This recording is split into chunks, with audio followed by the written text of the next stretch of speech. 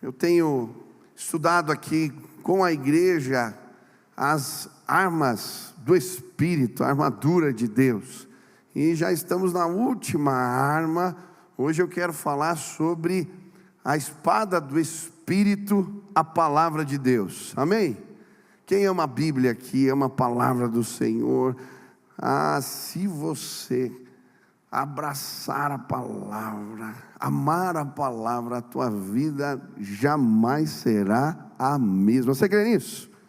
Vamos estudar Efésios capítulo 6, versículo 17.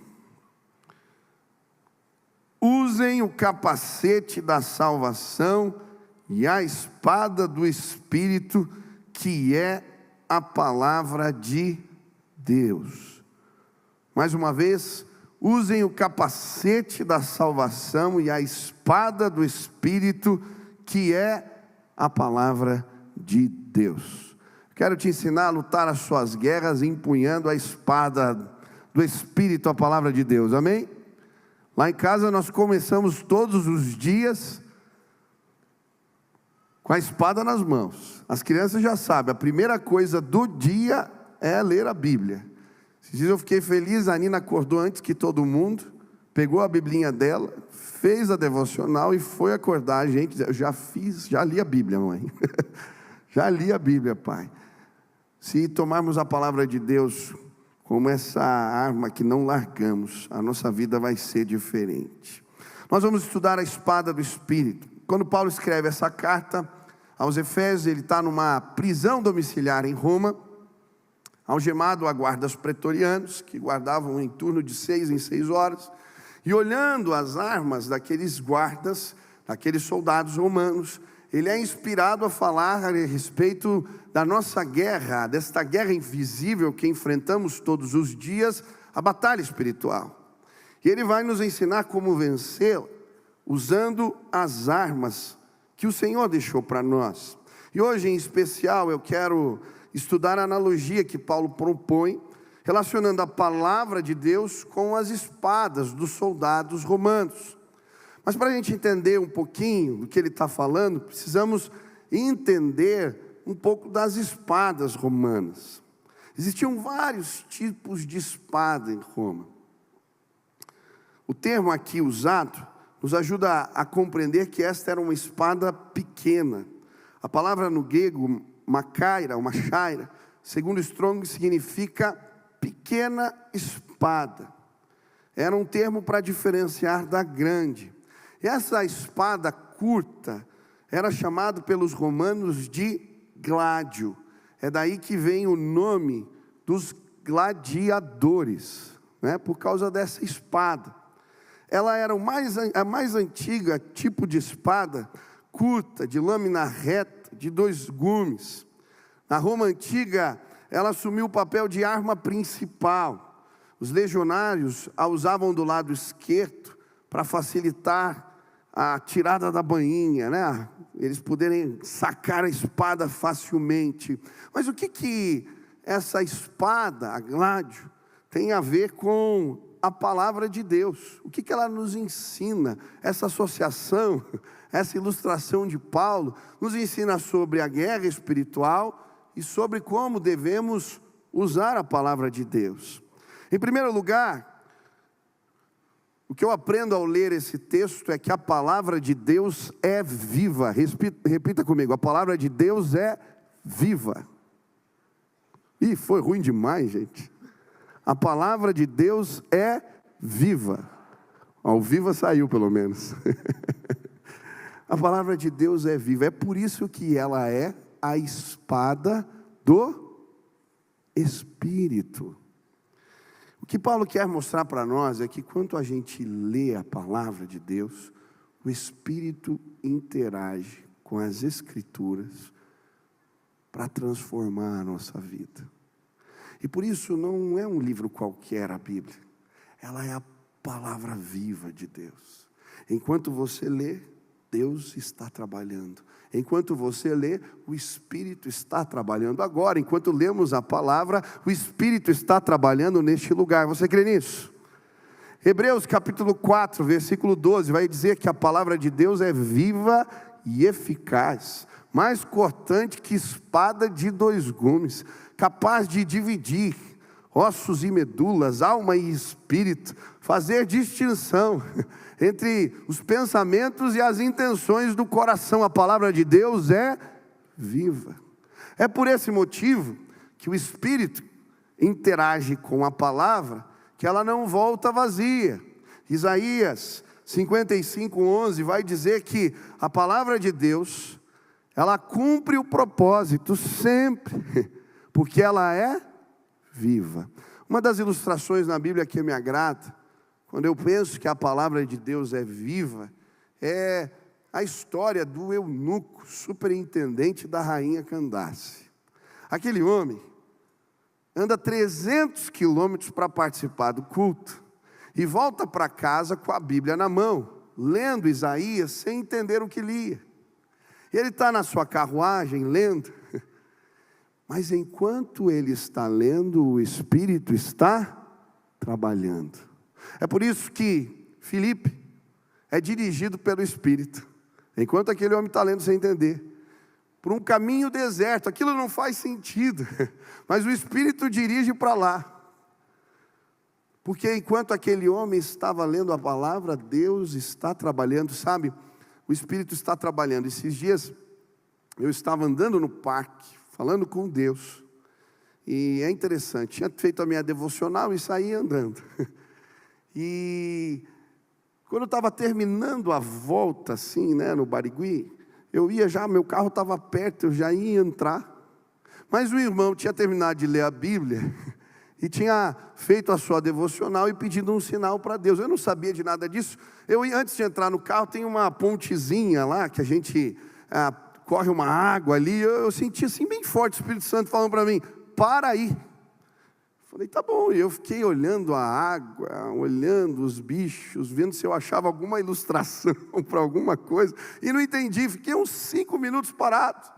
Daqui a pouco passa o irmão de camisa verde e fala, pastor, você não sabe, mas Deus já te usou muito na minha vida, e eu estava hoje falando com Deus, lendo a palavra, e eu pedi para Deus um sinal, que eu te encontrasse aqui no parque. E eu falei, será? Eu falei, meu irmão, é de Deus, porque eu ia entrar no carro, mas Deus mandou parar aqui, porque quando a gente lê a palavra, o Espírito está trabalhando. Foi isso que aconteceu. Ele estava lendo a Bíblia, e Deus dirige Filipe para um caminho deserto, ele não sabe por quê. E aí então ele vê uma carruagem passando, e o Espírito está trabalhando. Deus fala, corre atrás do carro, e ele começa a correr atrás do carro, porque Filipe está lendo a Bíblia. Então agora ele começa a explicar para aquele homem a palavra, e o Espírito trabalha no coração do eunuco, o convence de que aquela palavra é verdade, e ele pede então para se batizar. Eles descem do carro e ele é batizado, porque enquanto o eunuco lia a palavra, o Espírito estava trabalhando no seu coração. Depois ainda Deus leva Filipe embora, transladado. Que coisa! Deixa eu te dizer, a Bíblia não é um livro qualquer, é a palavra viva de Deus. Enquanto você lê a palavra, o Espírito está trabalhando. É por isso que a Bíblia é o livro mais desejado no mundo. Você sabia disso? Por quê? Porque ele não é um livro qualquer, ele é a palavra viva. O livro mais vendido no mundo é a Bíblia. E olha a discrepância, 3,9 bilhões de exemplares. O segundo livro mais vendido é O Conto de Duas Cidades, com 200 milhões de exemplares. O terceiro, O Senhor dos Anéis, 150 milhões. A Bíblia, 3,9 bilhões de exemplares, é a palavra viva de Deus. As pessoas são atraídas. Pessoas leem esse livro e o Espírito trabalha em seus corações e elas são transformadas. Eu nunca esqueço da história de um amigo, hoje ele é pastor, missionário, mas ele era hippie e dizia que não era deste mundo. E por isso, um dia, usando muita droga, ele foi pego numa batida policial e foi parar na cadeia. E ele estava lá na cadeia e tem aquele ministério dos Gideões internacionais, que eles distribuem Bíblias, Novos Testamentos. E passaram por onde ele estava e entregaram o Novo Testamento. E ele disse para mim: Michel, eu peguei o Novo Testamento, porque a folha do Novo Testamento é fininha, é boa para enrolar baseado. Eu ia cometer um sacrilégio. Mas eu peguei. Mas a palavra de Deus é viva. Eu abri a Bíblia num texto qualquer e caiu em João, que dizia: vós não sois deste mundo. Ele leu que essa palavra é para mim. E aí ele começou a ler o Evangelho de João inteiro. E ele ficou impressionado. E enquanto ele lia a palavra, o Espírito trabalhava no seu coração. Aquele homem se converte sozinho na cadeia, lendo a Bíblia. Quando ele sai, ele já não é o mesmo. As pessoas vão conversar com ele. Ele está completamente transformado, porque a palavra de Deus é viva. Deixa eu te dizer algo. Em nome de Jesus, você quer que transformações aconteçam na sua vida? Levante as mãos. Leia a palavra de Deus. Você quer ver transformações acontecendo no seu casamento? Leia a palavra de Deus com o seu cônjuge. Você quer ver mudanças acontecendo na vida dos seus filhos? Ensine eles a lerem a palavra de Deus, porque enquanto lemos a palavra, o Espírito interage com as Escrituras, trazendo transformações na nossa vida. Essa palavra é viva e poderosa. Quantos creem nisso? Leia a palavra. Leia a palavra. Segunda lição que eu aprendo com essa associação que Paulo faz entre a palavra e a espada, essa arma de guerra. A palavra de Deus, ela é também uma revelação especial do Senhor para nós. Eu acho interessante que todas as outras armas que são descritas aqui, o verbo que ele usa é vestir-vos. Vestindo-vos, ele vai dizer. Mas quando ele fala do capacete da salvação e da espada do Espírito, que é a palavra, ele fala sobre receber ou tomar de alguém. Por quê? Porque tanto a salvação quanto a palavra, ela é recebida de Deus. Como é que os soldados se vestiam normalmente? Eles colocavam todos os itens da armadura no chão, iam colocando peça por peça. E quando terminavam de se vestir, normalmente era o escudeiro que trazia o capacete e a espada. Eram recebidas. A palavra de Deus é uma dádiva, é uma graça, ela é recebida. E sabe o que me chama a atenção? É que ela é uma dádiva de Deus para a nossa vida ainda hoje. A Bíblia não sai de moda, porque além de viva, ela é o jeito de Deus falar com a gente hoje. Quantos creem? Deus fala através da palavra com você. Enquanto você lê as Escrituras, Deus fala com você. Quem quer ouvir Deus aqui? Você quer ouvir Deus falar? Leia a Bíblia. Existem 3 termos para designar a palavra de Deus no Novo Testamento. Na língua grega, grafes, que normalmente é traduzido por escrituras. O outro termo é logos, que tem a ver com Jesus encarnado e normalmente com o Evangelho. E a outra palavra é rema, que significa palavra dita, ou palavra falada, palavra dizente. Aqui, quando Paulo associa a espada do Espírito à palavra de Deus, ele usa a palavra rema, a palavra dita, dizente. Sabe, nas batalhas espirituais que enfrentamos, precisamos entender qual é a palavra especial de Deus para nós. Quem quer vencer as guerras espirituais? Existem porções das Escrituras, quando a gente está fazendo devocional, está buscando a Deus, está lendo, que elas tomam um sentido especial para a nossa vida naquele momento. Não é só um estudo. Deixa eu explicar como é que você tem que ler a Bíblia. Eu normalmente leio a Bíblia e eu tenho as minhas metas de leitura. Eu gosto de, todo ano, dar uma passada pela Bíblia toda. Então eu tenho um determinado número de capítulos que eu leio, mas é uma leitura mais corrida, eu não me aprofundo tanto. Mas tem uma outra parte da leitura, que é quando eu faço as minhas perguntas para Deus. E aí eu estou fazendo a devocional e eu falo assim: Espírito Santo, que essa porção da palavra se torne em revelação especial para a minha vida. E se você pegar meu caderno de oração, você vai encontrar uma série de textos bíblicos que fundamentaram decisões pessoais importantes. Porque enquanto eu li a palavra dizente, especial, a revelação específica de Deus foi revelada a mim. Você crê nisso? Por que Pedro participa de uma pesca milagrosa? Porque uma palavra específica de Jesus foi liberada. Lance as redes do outro lado. O que ele diz? Sobre a sua palavra lançarei as redes. E é por isso que ele vê o milagre acontecendo. Eu lembro quando a espada do Espírito, essa revelação especial de Deus, transformou a história da minha família. A minha avó, ela estava enferma, tinha 4 filhos para criar, e o seu marido tinha abandonado. E ela entra no quarto desesperada, e começa a chorar: como eu vou pagar as contas? Como eu vou cuidar dos meninos? Como é que vai ser minha vida agora? E ela então enxerga a Bíblia em cima da escrivaninha. Pega a Bíblia e fala: Deus, por favor, se revela a mim.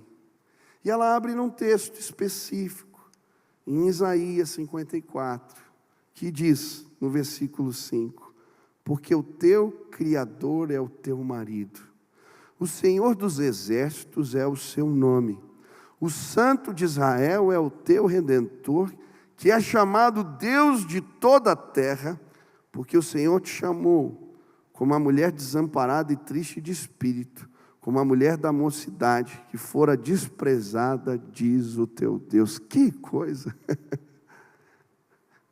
Se tornou uma palavra especial, uma revelação de Deus específica. Sabe o que minha avó fez? Chamou os filhos e disse: Deus falou para mim que Ele é o meu marido. Não vai faltar nada. Porque quando a gente precisar de alguma coisa, eu vou pedir para o meu marido. Hoje o meu pai é pastor, meu tio é pastor, eu sou pastor, porque uma palavra, uma revelação especial de Deus chegou na minha casa. Quem quer vencer guerras espirituais aqui? Leia a palavra, conheça a palavra, mas faça da palavra, ou busque em Deus, revelações especiais. E aí, você vai ver o inimigo sendo derrotado, porque Deus vai falar com você. Ele fala sobre tudo. Você crê nisso? Eu lembro quando eu era pastor de adolescentes, e um menino fez um desafio: pastor, Deus fala até sobre cabelo. Como assim? Ele tinha um cabelo assim, todo diferente, e tinham surgido oportunidades dele fazer propaganda, mas lá no colégio, alguns estavam pedindo para ele cortar cabelo, e ele estava numa crise de adolescente. Falei: Deus fala sobre tudo, pega a Bíblia, vai orar que Deus vai falar com você. Eu não acreditei quando ele veio, com a Bíblia aberta, falou: pastor, Deus fala até sobre corte de cabelo. Eu falei: é mesmo? O que Deus falou contigo? E ele abriu assim no texto: olha o que Deus me mostrou. Nenhum fio de cabelo da sua cabeça cairá. Eu não vou cortar o cabelo? Tá bom, meu irmão. Mas como é gostoso quando a gente está lendo a Bíblia sobre algo da nossa vida, e parece que a Bíblia salta, E as respostas de Deus chegam para nós. Em nome de Jesus, pega a palavra. Essa semana, respostas de Deus vão chegar para a tua vida. Enquanto você faz a tua devocional, enquanto você ora, enquanto você pergunta as coisas para o Senhor, versículos da palavra vão saltar e vão transformar a sua vida. Quem crê que a palavra de Deus é viva, mas é uma revelação especial? Você crê nisso? Última lição. A palavra de Deus, ela é uma arma de defesa e de ataque. Sabe o que me chama a atenção? A maioria das armas que nós lemos aqui, elas tinham um propósito específico. Por exemplo, o escudo, ele era uma arma de defesa apenas. A flecha é uma arma de ataque apenas. Já a espada, ela era uma arma de defesa e de ataque. Eu creio que é por isso que o inimigo quer nos impedir de termos acesso às Escrituras. Porque o crente que conhece a palavra de Deus, ele anda firme, ele se protege, ao mesmo tempo ele é audacioso, corajoso. Eu não sei se você sabia, uma das maneiras do inimigo impedir que as Escrituras cheguem para as pessoas é tornando ela inacessível. Até o começo de 1900, a Bíblia era um livro muito caro, poucas pessoas tinham acesso. É porque uma moça chamada Mary Jones, filha de um tecelão, analfabeto, reúne recursos 6 anos, e ela caminha quase 40 quilômetros para comprar uma Bíblia. E aí um grupo de ingleses vê a disposição daquela moça e resolve fundar a Sociedade Bíblica, que começa a distribuir a Bíblia, ou tornar a Bíblia mais acessível, mais barata. Eu não sei se você sabia, mas ainda hoje, em 22 países, a Bíblia é um livro proibido. As pessoas não têm as Escrituras. Eu lembro de ler livros que em algumas aldeias, as pessoas têm apenas uma Bíblia. E então eles rasgam as páginas, distribuem para as pessoas da aldeia, para cada um decorar e estudar o seu capítulo, a sua página, e depois na outra semana na igreja eles trocam as páginas. Se você tem uma Bíblia nas mãos, você é um privilegiado, você é abençoado, abençoada, porque o inimigo está tentando impedir as pessoas de conhecerem a palavra viva de Deus, mas muitas vezes nós temos acesso a essa arma poderosa para vencermos batalhas, mas nós não a usamos. Ei, em nome de Jesus, valorize aquilo que Deus te deu. Quantos creem que essa palavra é viva e poderosa? Leia a Bíblia. Mas pastor, como que esta é uma arma de defesa? A Bíblia vai nos mostrar em vários textos como que a Bíblia, ela funciona como uma arma de defesa para nós. Primeiro, ela nos defende dos falsos ensinos. Em Mateus 22, 29, Jesus respondeu: vocês estão enganados porque não conhecem as Escrituras e nem o poder de Deus. Muitas vezes a gente não vai bem na vida, a gente perece, as coisas não funcionam porque a gente não conhece a palavra. Tem tanta gente abraçando ideologias, valores errados, distorções sobre o casamento, sobre o papel do homem, sobre o papel da mulher, sobre o trabalho, sobre como gerir recursos. Por quê? Porque não conhece as Escrituras. Você quer se defender e defender os seus? Conheça a Bíblia. Ela também nos protege dos sofismas e das tentações do inimigo. Eu acho muito interessante em Mateus 4, como Jesus se defende quando o inimigo vem tentar. A Bíblia vai dizer que o Espírito o leva ao deserto. Depois de 40 dias, sem comer, Jesus em jejum, o inimigo agora começa a o tentar. Transforma as pedras em pães. E aí Jesus vai responder com a Bíblia. Nem só de pão viverá o homem, mas de toda a palavra que procede da boca de Deus. O inimigo continua, o leva para o pináculo do templo. E mais uma vez o tenta. Olha, se você se jogar, está escrito na Bíblia que os anjos vão te segurar. E aí Jesus responde de novo com o quê? Com a palavra. Também está escrito: não tentarás o Senhor teu Deus. E de novo, ele agora leva ele para o alto de uma montanha e mostra toda aquela riqueza, os reinos. E ele diz: olha, se me adorares, tudo isso será seu. E Jesus responde de novo com a palavra.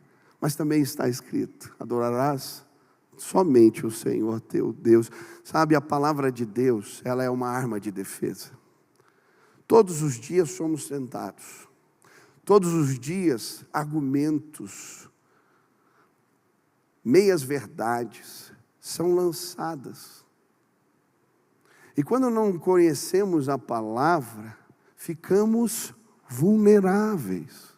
É por isso que a Bíblia vai dizer em 2 Coríntios 10, no versículo 4 e 5, as armas com as quais lutamos não são humanas, ao contrário, são poderosas em Deus para destruir fortalezas, destruir argumentos e toda pretensão que se levanta contra o conhecimento de Deus, levando cativo todo pensamento para torná-lo obediente a Cristo.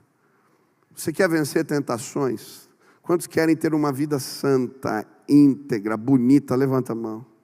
Conheça a palavra. Ela é uma arma de defesa. Ela é uma arma de defesa contra os falsos profetas. Jeremias 23 está falando dos profetas que estavam trazendo sonhos e direções erradas para o povo. E então ele vai falar: a palavra de Deus é como fogo, é como um martelo que esmiuça a pedra. O que ele está falando? Quando a gente prova as profecias, mediante a palavra de Deus, quando a gente busca no Senhor resposta, a palavra de Deus é poderosa para, sim, destruir todo e qualquer ensino equivocado. Hoje eu vejo pessoas se perdendo, procurando palavra na internet. Tem gente pregando hoje tudo que a gente quer ouvir. E sabe, se a gente não tomar cuidado e não buscar conhecer a palavra de Deus, nós vamos ficar vulneráveis. Se eu algum dia pregar algo contrário à palavra de Deus, em nome de Jesus me repreenda, não me escute. Você tem que saber fazer essa distinção. Eu nunca me esqueço, em Manhuaçu, fui pregar no interior de Minas. Fui hospedado na casa de um senhor muito simples. Eu era o pastor que estava chegando para ministrar, mas aquele homem conhecia a Bíblia como ninguém. O prazer dele era sentar na mesa, na hora das refeições, e ele me fazia uma artilharia pesada de perguntas. E eu comecei a ver que aquele homem sabia mais do que o que ele lia. Ele amava, ele sabia, ele conhecia. E se eu falasse algo errado, apesar de simples, aquele homem não ia ser enganado, porque ele estava com a espada desembanhada, a espada do Espírito. Essa palavra é poderosa, não se deixe enganar, não vá atrás de falsos ensinos. O caminho é conhecendo a palavra, é estudando ela. Você precisa ser um crente maduro na fé e não dependente. Às vezes corremos atrás de profecias e de pessoas simplesmente porque não preparamos o nosso próprio alimento. Faça a tua devocional todos os dias, leia a Bíblia todos os dias, e você não ficará vulnerável em nome de Jesus. A Bíblia diz que até o anticristo perverso será ferido com a espada que sai da boca de Deus, a palavra do Senhor. Essa palavra nos protege das glórias passageiras, das ambições perenes. Pedro vai dizer: toda a glória do homem é como a erva, e toda a sua força como a flor. Seca-se a erva e cai a sua flor, mas a palavra do Senhor permanece para sempre. Às vezes a gente se empolga com as coisas desse mundo, o nosso coração vai se perdendo, e quando a gente lê a palavra, o Espírito nos traz para o lugar certo. Quem quer usar essa arma de defesa? Mas ela também é uma arma de ataque. Como, pastor? Ela nos prepara para toda boa obra. Eu gosto de Timóteo, quando ele vai dizer no capítulo 3, Toda escritura é inspirada por Deus e útil para o ensino, para a repreensão, para a correção, para a instrução na justiça, para que o homem de Deus seja apto e plenamente preparado para toda boa obra. O Luizinho está rindo aqui porque vai ser ordenado pastor quinta-feira. Esse é um versículo que tem que decorar para o concílio. E ele passou, foram 7 candidatos nossos que foram aprovados, salva de palmas, né? O nosso povo aí foram aprovados com louvor. Quinta-feira é o culto aqui de consagração. A Bíblia nos prepara para toda boa obra. Esses dias o Ben e a Nina estavam brigando. Eu não sei se teus filhos brigam em casa, mas acontece na minha. Irmão que não briga, esse aí tem que ser arrebatado, ou mora longe um do outro. Não é normal. E ele chegou bravo porque a irmã tinha batido e ele queria revidar. E eu vi e chamei. Aí eu comecei a falar: filho, sabe o que está escrito na Bíblia? Que a gente combate o mal com o bem. E aí eu comecei a explicar. A Bíblia diz que quando a gente faz isso, a gente põe brasa na cabeça do outro. Ele: como é que é isso, pai? E a gente começou a bater papo. E eu comecei a contar a história. Filho, tinha um rapaz que falava mal do pai. E aí um dia ele estava passando dificuldade. Eu fui lá, fiz uma compra enorme, bati na porta da casa dele. E aí quando ele atendeu a porta, ele ficou constrangido, porque eu estava pondo brasa na cabeça dele. A Bíblia ensina assim: a gente combate o mal com o bem. Você quer ficar apto para toda boa obra? Leia a Bíblia. Ela é uma arma poderosa de ataque. As pessoas estão te ferindo, te machucando. Qual é o critério de Deus? A gente guerreia do jeito de Jesus e as coisas vão sendo diferentes. Ela nos prepara para toda boa obra. Ela nos prepara para o ministério. Quem quer ser bem sucedido no que faz para Deus aqui? Obreiro aprovado é o quê? Aquele que maneja bem a palavra da verdade e não tem do que se envergonhar. Você quer ter uma célula que dá certo? Você quer servir a Deus no ministério e ver as coisas acontecendo? Ame a palavra de Deus. Vai dar certo. Por fim, ela é uma arma que liberta pessoas. Quando pregamos, a fé vem pelo ouvir a palavra, pela pregação do Evangelho. Quando pregamos, as portas do inferno, elas não resistem contra nós.